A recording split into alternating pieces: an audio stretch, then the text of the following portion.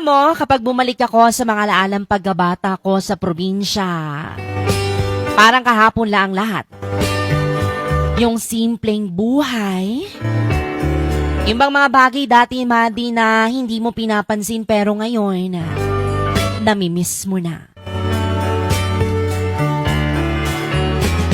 Madi, tuwing umaga, gigising ka sa tilaok ng manok at hindi sa alarm clock. Tapos paglabas pa ng bahay mo ay mararamdaman mo agad ang labig ng simoy ng hangin at amoy na amoy mo ang halimuyak ng mga bulaklak at damo na basa dahil sa hamog. Yung tipong hindi mo na kailangan magmadali.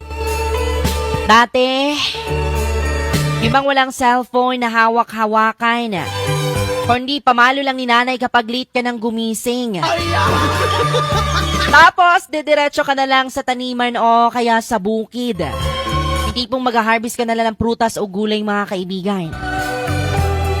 Laging may mga alagang kambing o mga hayop, at iba't ibang hayop pa yan. Kaya bago pa man makakain sa agahan ay kailangan mo munang unahin na pakainin ang mga alagang hayop na manok at baboy. Mga Madi, ang saya ng laro namin noon. Simple lang pero sobrang saya. Yung tipong naglalaro lang kami ng tago-taguan sa may damuhan o di kaya gagawa kami ng mga baril-barilan gamit ang mga sanga at puno ng dahon. Di na kailangan ng gadgets noon, mga kaibigan, kasi sapat na ang kalikasan para mag-enjoy ka.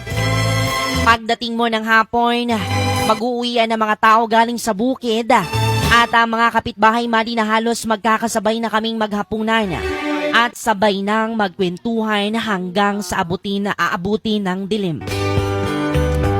Yung tipong kahit simpleng buhay lang sa probinsya, dama mo ang saya at katahimikan. Ngayon, habang abala tayo sa mga bilis na buhay sa syudad, minsan, gusto ko na lang bumalik sa panahong iyon.